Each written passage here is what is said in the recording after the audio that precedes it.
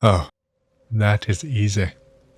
I have 6 different high schools in the area where I live, and I went to the one that has been here the longest, built in 1889. Instead of having it be a 2-story high-rise to accommodate all the students way back when, they decided to tunnel underground. We did not have any math and science buildings, as we like to call them. Buildings equipped with sinks, faucets, gas vents, and the like at that time, so the school administration back in 1930 decided to convert the underground classrooms into science facilities for the kids to use. Production was great. Everything was smooth. Kids loved it. There were near 8 classrooms underneath the main hallway that were like this.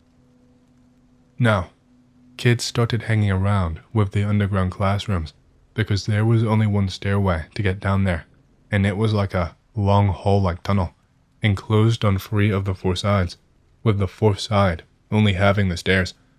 No windows in any classrooms, and air did not circulate so well down there. So, kids started putting smoke bombs and firecrackers in the classrooms and hallway because of the closed-off area it provided, etc., and caused a major ruckus. So, the facility decided to build upper-ground science buildings as this became such a huge issue, even resulting in a kid's asphyxiation because he had improperly made a smoke bomb in an enclosed closet. So, they shut off the downstairs to the students, but allowed teachers and researchers from around the area to use the downstairs labs because they were quite well equipped for their time. Things got back to normal, but the staff at school, after a time, no longer had control over who went down there or not, as it became a city institution.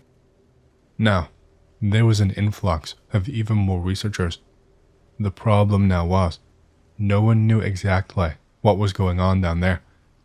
People would bring in weird boxes or biohazardous material, and there was no proper way to dispose of it. This is now near the 1960s, because when the facilities were built, they did not have a designated area for large quantities of hazardous waste. So, they had to transport it in and out of the area frequently, with the whole deal regulated by guards and the like.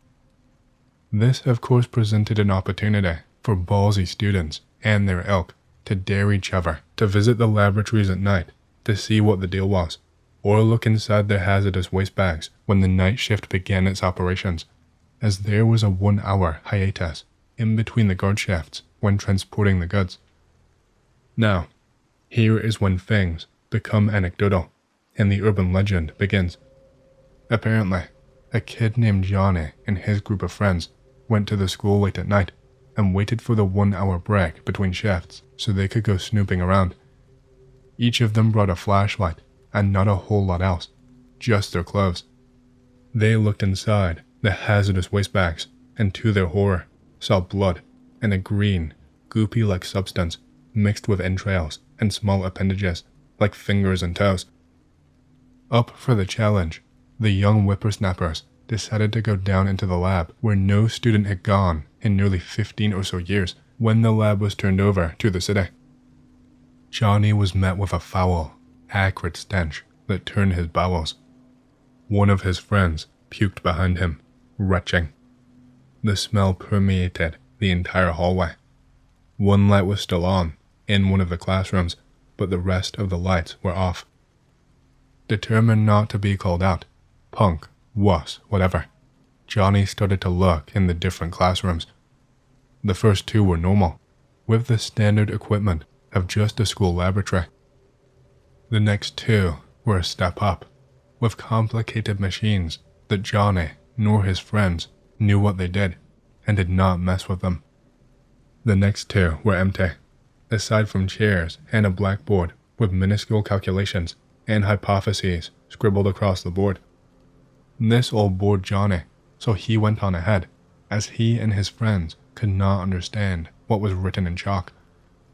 The next room though, door number 7, was oddly strange, exceptionally clean, more so than the other rooms, with only one surgeon's stool, but a myriad of saws, knives, tubes, with weird and strange liquids, and a pressurized container in the corner. Johnny did not find this too interesting and went back into the hallway towards room number 8. But his friend, Marco, in the news reports, he chose not to have his name disclosed, so we will just call him Marco, was puzzled. Why was this room so clean? He spied a white locker in the corner with a weird stain leaking out the base, almost brownish. As he got closer, a putrid smell filled his nostrils. By this time, the other man, Paul, we don't know this guy's name either, had gone back to the hallway and was making his way towards the stairs, done with the whole ordeal. So, Marco stepped up to the white locker and wrestled with the lock, getting it open after some time. The door creaked open, and to his utmost horror, he saw a mangled, axed, and dirty head of a man along with his genitalia. Screaming, he fled the room and ran towards the stairs and went through the doors, into the night, leaving both of his friends behind. Paul, confused, just thought Marco was being a coward and decided to go back for Johnny. Neither Marco nor Paul had heard from Johnny in nearly 5 minutes, which was odd, as Johnny was quite the talker.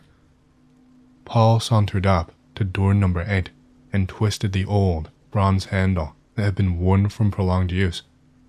He creaked the door open and immediately jumped back and fell, his face a mixture of terror, horror, and disgust. He saw Johnny, face down in a lump of blackened, charred flesh, missing a leg and bleeding profusely from his head. It took a minute for Paul to register just what had happened to Johnny, and by then, he noticed too late what was going on in the room.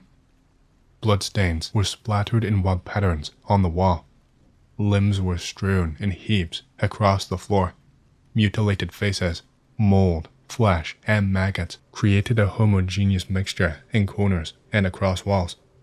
Paul puked immediately and was then overcome by bewilderment. How did this happen to Johnny? He spun his head erratically in all directions and to his horror spied a lump of flesh pulsing in the corner. Paul stood up and backpedaled quickly, closing in on the door. His mistake. The lump pulsed, moved, and lunged, throwing an appendage Paul's way. Paul grappled with the appendage and managed to loose himself of the grasp and fled towards the door and into the hallway, dropping his flashlight along the way. He made it to the staircase when a low grumble pierced his ears and a fetid odor escaped into the hallway. Paul fled like hell up the stairs and out the doors into the cold night. Paul and Marco later met up and called the police, telling them to go and investigate. Nothing afterward was released to the public, as Johnny's death was faked to be a biking accident by a hill near the school. The lab was shut down and access was barred. Now, I just graduated high school, and this was pretty big around campus, and no one knows how true the story is. But Paul is still living today as an old man, and people go to hear the story from him. If they are lucky enough for him to divulge the details, there is an old vent that connects to the lab in the corner of the main hallway, built after the scientists moved in. People look down into to try and get a look, to no avail. I have heard of some people removing the vent to go adventuring down there, but most of the stories are bullshit. To this day, no one knows what really happened down there. The place is called For Old Secondary School. Imaginative, isn't it? We always like pointing out that TSS also stands for Toxic Shock Syndrome. The school slogan was Seek the Highest, which the vast majority of the school did often, and I just found a Wikipedia page for the other tunnel, the Screaming Tunnel. TLDR, the history. The tunnel was for farm irrigation and is from the early 1900s, as almost everything old in Forold is, since it only started getting set up as a town after the War of 1812. I used to toboggan down hills in the Battle of Beaver Dam Park, where people were shooting each other with muskets 97 years ago, and people still dig up knuckle bones and cannonballs and horse skulls in their gardens. A farm girl allegedly burned to death in this tunnel. Some stories have it she was burned and hid in the rafters to hide the evidence. Others have it that she was set on fire by her abusive dad and she hid in the tunnel to die. Neither of these stories have any kind of record. The tunnel is, again, disused. It is short, only about 20 or 30 meters long, and about tall, with rafters about 5 feet from the concave ceiling. It is muddy through and oriented into the prevailing wind, which, combined with the rafters, explains the legend. If you go in there and set off a lighter or a match, you are supposed to hear a girl scream, and it goes out. Revisited the place with some friends last time I was in Forald, and because we are all hard like that, we go in and light cigarettes. The night was still, and, of course, nothing happened. Kind of a longer story, but it's crazy for sure. Forgive my grammar. It has been 2 years since I worked maintenance in 2 really shitty apartments in Birmingham, Alabama. I had made poor choices, and so my life was rock bottom. $200 a week and a shitty apartment. Not bad for a struggling drug addict. I had been working with the Neshama apartments for about 3 months when I met Tony. He was an average height, late 30s, early 40s, Native American man. He kinda came out of nowhere, but that is not uncommon in that kind of living situation. He dressed nicer than most in our situation, but other than that, he seemed normal. Now, these apartments are under code at best. Their whole purpose is to get the homeless off the street, so I was grateful for what little I had. But these units were in such terrible shape that Tony and I's job of maintenance is almost comical.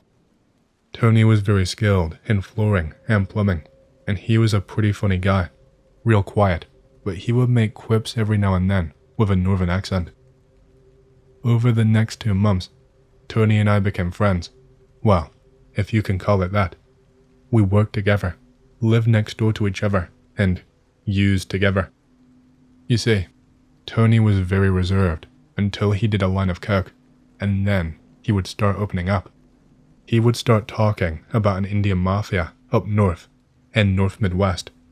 He talked about how he was born into it, and I've got to be honest, I was high, and so was he. So I started laughing because it sounded ridiculous, and I was pretty sure it was a joke.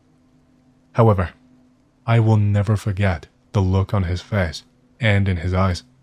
It was this dead stare with a slight smirk, like he was somewhere else reliving something, and it was terrifying. I said, "Hey, man, if you ever need to talk." He said, "Nah, man, it's fine. Another life. Let's go get some soft coke." So, we call up dude and went to meet him up the hill like usual. The guy's cousin called back and said our dude got hemmed up and hung up. Tony said, "Shit, well, I know this other guy," and he proceeded to call him up. And as the guy rolls up, I kinda had this feeling in my stomach. Something was not right. Now, forgive my language, but this is exactly how it went down. Tony had our money and was leaning in the car, and that is when I heard Tony yell, "Nah, fuck that," and the guy tried to peel off. Tony had a death grip on this man, dragging him through the driver window. Tony screamed, "You trying to stiff me, bitch, huh?" He hit this man so hard, I swear, he was trying to punch through his face. He would not stop, blood and flesh mixing with gravel on the ground. I screamed, "Tony, stop. Fuck this man, let's go." "Fuck you, man. Check his pockets," Tony yelled. I said, "I've got the shit, man. Let's go, please." His face, his eyes, he just looked possessed. With one more kick to this broken man's head, we fled. We fled into the dark. "What the fuck have you done, Tony? What did you do? I'm a fucking white guy, bro. You're a Native American. We stick out, you idiot. They are going to fucking kill us. You have killed us," I shouted, with tears in my eyes. "They won't do shit." I punked him out. "Beside, that bitch didn't see ya. If he comes around again, flashes 9mm to me, I will dome him, Tony said, in a cold, matter-of-fact tone of voice. His tone of voice sent chills down my spine. I have never met someone as terrifying as Tony in my life. The next morning, he told me a bit more, still coked out, mind you. Look, without saying too much, Tony told me he worked in a series of Native American casinos as some who dealt with loans and collections. If you could not pay up, Tony and another like Tony would show up and handle it. He said, things are different on the reservations. That's what people don't get, as he took a sip of his beer. I am not gonna lie, I was pretty fascinated with his stories, and I mean, come on, they were just stories, right? Over the next few months, my worry that someone would come for us settled down some, and we moved on with life, fixing up apartments, doing drugs, rinse and repeat. Until one day, we were working on a sink, kind of tweaking a little, and up until this point, I would listen to his mafioso stories with a childlike wonder, but on this day, he told me a story that kind of made me feel sick.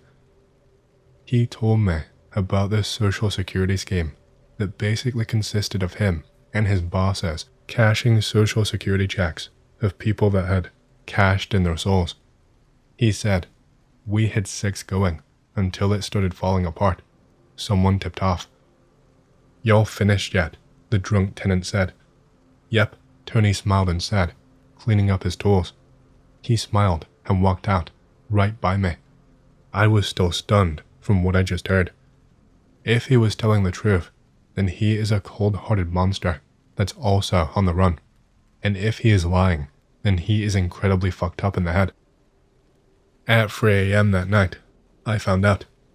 I was woken up by the loudest bang I have ever heard. After the bang, a flood of blinding light filled the entire apartment complex, a lot of shouting from outside. What the hell is happening? I yelled to my elderly roommate. I ran to the front door and opened it to an armored U.S. Marshal in a sea of blue lights. Get back inside, right now, the Marshal said sternly, with a rifle pointed downwards, but definitely in my direction. So that is what I did. Seeing cops rush our apartment complex is nothing new, but this is the most intense I have ever seen. The next morning, when I came outside, I noticed Tony's door had been smashed in. Holy shit, I thought, while I was walking to the apartment manager's office. I asked, what the hell happened last night? She proceeded to tell me that Tony had been on the run for a while and had somehow fooled his way into a government-funded HUD apartment complex and job with said government-funded apartments with an assumed identity. She then turned to me and said with a shocked look, Tony hurt a lot of people. Every hair on my body stood on end, and all I could get out was, oh. I am not much for conspiracies, but there was nothing on the news about this arrest. I can't find anything on Google about it. Then again, it's pretty embarrassing that a state-funded homeless program let in an on-the-run fugitive and then paid him to work maintenance, lol. I only mention this because we had a murder on the apartment grounds. By the way, this guy was also on maintenance, and what little news there was so incredibly vague that you would never really know where they were and were really careful not to mention they were HUD houses. I guess you never really know what's going on in the head of the men next to you. Hey, I hope you've enjoyed the story so far. If you do and you want to hear more, please leave a like and subscribe to my channel, and leave a comment down below, as it lets the algorithm know that you like my content and it promotes it to more people. My goal for the channel is to hit 50,000 subscribers, and we're closing in fast, so thank you, and back to the stories. Phone posting, so bear with me. Can't figure out greentext. B16, and real inter-urban exploration. Live in small town, Mississippi backwoods. Find out about abandoned farmhouse 20 miles out of town. Apparently, the family that lived there were Satanists, so I figured it would be fun to explore. Head there with friends. It's me, Johnny, Jimmy, Tim, Mark, and Matt. At the time, I was 260 pounds with some muscle. Friends all lift though, so we get to the house and go in, and immediately, my head starts to hurt. Figure whatever, I get headaches a lot, no worries. House is set up, so you enter into a hallway with doors on either side, leading to a staircase that goes up, then splits 2 ways. Explore downstairs, and kinda spoopy, but not impressed. Then we go upstairs, and it is somewhat similar to entryway, but the hall ends at a door. We take 2 steps into the hall proper, and suddenly, it feels like my head is in a vice. I lose consciousness at this point, so what follows is what my friends told me happened before I wake back up. So, I pass out at the back of the group, and my friends hear me hit the floor. Johnny runs over and starts trying to wake me. According to him, my eyes snap open, and I grab him by the throat by saying, and I quote, "You need to leave now," while slowly standing up, eventually lifting him off of the floor. Now, something to note is at the time, he was an inch shorter than me, but was a brick wall of muscle. Apparently, after that, I said, "Too late," and crumpled to the floor. My friend Jimmy picks me up, and they head downstairs to leave. The reason being that they knew me well enough to know I would not have been able to do what I just did. As they are nearing the front door, they hear a door upstairs slam open, and something heavy barreling towards the stairs. They book it back to the pickup we arrived in, and Jimmy tosses me in the back like a sack of spuds. His words, not mine. Johnny fires it up and peels out. Johnny is driving. Jimmy is in the passenger seat. Tim, Mark, and Matt are in the truck bed with me. This is when I wake back up. I sit up, and Matt yells, "Dude, are you again?" I simply ask, "What the fuck is happening?" He points towards the back of the truck, and I realize it is pitch black beyond the taillights, and something is chasing us. I look in the cab at the speedometer, and we are pushing 100 miles per hour. Now, when I say pitch black, I mean it's like someone put a black dome over us. There were no clouds when we reached the farmhouse, and no weather in the forecast. Suddenly, it's like someone flipped a switch. The moon is shining brightly, and we are only 5 miles from town, and the thing chasing us is gone. We get back to Johnny's house, and they tell me what happened. None of us sleep that night. I've got another story related to this one. So, it's about 3 weeks later, and we have chalked everything up to a one-off with the farmhouse. Weird shit, but nothing life-changing. Now I wish we had gone to a priest. So we are sitting around bored 'cause summer. So Johnny says, "Hey, let's go camping at this clearing he found." We agree and get everything together and head into the woods behind his house. Great thing about his house is there is no one for miles behind it. So after an hour-long hike, we reach the clearing. Now, if you've heard of the Devil's Stomping Grounds, you will know what this clearing looked like. I get a creepy feeling, but chalk it up to nerves from what happened recently. Middle of the day and beautiful weather. We set everything up, gather firewood, and explore the area. We brought 9mm pistols just in case. We stay in sight of the clearing so we don't get lost. Also have a compass just in case. So, night rolls around, and we have a fire in the middle of the clearing. I am sitting in a chair, facing away from the trail, Jimmy on my left, Tim on my right, Johnny on the opposite side of the fire from me, Mark to his left, Matt to his right.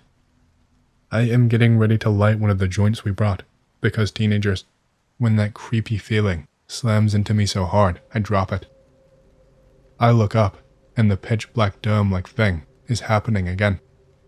I look behind Johnny, and about 6 feet off the ground, I see 2 eyes in the dark. I yell and point, and Johnny, Mark, and Matt look and run to my side of the fire. The whole time, the thing is just staring me dead in the eyes. My friends and I pull the pistols we brought and don't even hesitate. We lit that motherfucker up.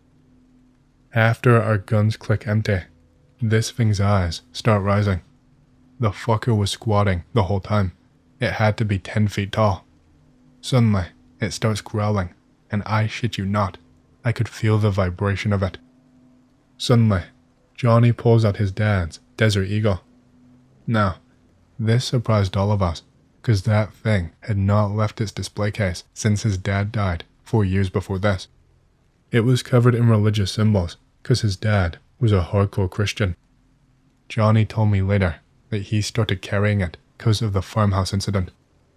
He takes aim between the thing's eyes and fires until empty. The thing just looks each of us in the eyes, and I could feel how pissed it was. Then it just vanishes, and suddenly, the moon is back and the crickets are chirping. Johnny was in tears. He told us that he could hear his dad telling him to keep firing. That was the only time I had ever seen Johnny cry. We did not sleep that night, but you bet your ass we smoked every joint we brought and had fresh clips in the guns. We did not go camping again until the end of the summer. Thankfully, that was uneventful. Last summer, I was vacationing on the Black Sea in the Krasnodar region. When I grew tired of swimming and lounging on the beach, I would take walks to a small town about 1 kilometer from our campsite. One day, while wandering through a quiet street far from the waterfront, I noticed a massive, imposing building tucked away in a courtyard. It was a 4-story residential building with an ornate facade and an unusually high first floor, adorned with pilasters. It was clearly from the Stalinist era, or perhaps even older.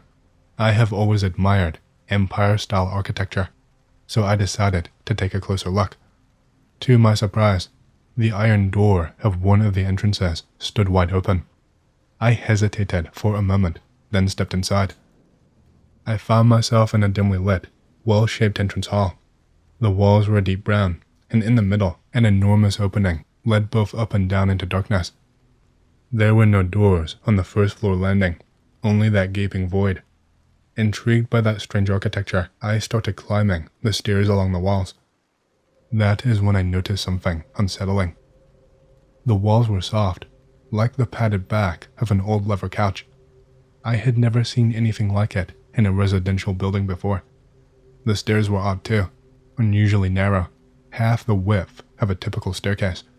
The ornate railings, though beautiful, were broken in places, but what struck me the most was the warmth of the walls. They were not just soft, they pulsed beneath my touch. At first, the rhythm was slow, steady, but as I moved, it quickened, as if the walls were aware of me. Looking back, I can't explain why I did not turn and run the moment things started feeling wrong. Any rational person would have, but instead, I climbed 3 more flights, arriving at a wide landing. There were no doors.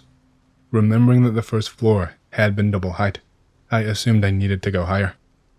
On the next landing, I found 2 doors, plain wooden ones, painted white. One stood slightly ajar. From inside came a strange sound, a chorus of distant voices, tangled with the low hum of some massive machine. I stepped inside. Suddenly, a bright light flooded the space, blinding me. I blinked rapidly, adjusting to the glare. Before me stretched an ordinary apartment hallway, its walls covered in faded wallpaper. At the far end was another door. The mechanical hum became rhythmic now, almost musical, yet I could not place the melody. I approached the door and pushed it open. Darkness swallowed me. The door clicked shut behind me. The floor beneath my feet trembled. For a brief moment, I stood frozen in pitch blackness. Then, without warning, a dim yellow light flickered to life. I was in a narrow corridor.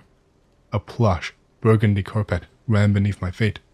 To my left, a cold metallic wall, smooth and beige. To my right, a row of metal doors, their surfaces gleaming like surgical instruments. My first instinct was to turn back, to push open the door I had just entered. But when I turned, the door was no longer the same. The wooden apartment door had vanished, replaced by a metal one with a handle that would not budge and a window of dark, impenetrable glass. The rhythmic hum grew louder. The vibration beneath my feet intensified, and that is when I understood. This corridor, with its doors, its trembling floor, was the inside of a train car. But that made no sense. I had entered an apartment on the 2nd floor. Panic surged through me. I grabbed the nearest door and yanked it open. What I saw inside was impossible. The compartment was not made of metal or wood, but of something fleshy. The bunks, the table, even the window frame, it was all raw, pulsing meat. At first, the deep red hues overwhelmed me, but then I noticed movement. There were people inside, naked, covered in dried blood and some kind of mucus. They moved in erratic, unsettling ways, some in jittery spasms, others in slow, unnatural gestures. I wanted to scream, to run, but my body refused to obey. I stood, paralyzed, staring into this grotesque nightmare. The hum of the train merged with a new sound, a low, resonant voice. It was the same voice I had heard from the strange apartment door earlier, but now it was clear. This is not your door. You need to get off. They are waiting for you. This is your door. Something snapped inside me. With a surge of desperate strength, I turned and bolted from the compartment. And suddenly, I was back. I stood on the landing in front of the apartment door, as if I had never left. My heart pounded as I looked around. The walls of the stairwell quivered, their pulsations frenzied as if mirroring my terror. I needed to get out, now. The descent was agonizing. The stairs were too narrow, the railings were gone. I had to press against the walls, but I dared not turn my head. I felt them, straining toward me, pulsing in sync with my fear. At last, I reached the exit, the glowing rectangle of daylight. I hurled myself outside, gasping for air, and turned to look back. Behind me stood a completely ordinary entrance to a typical 5-story Khrushchevka. No ornate architecture, no iron doors, just a drab Soviet-era building. I can only imagine what the residents thought as they watched an unfamiliar man burst from their building, wide-eyed and breathless, before sprinting away without a word.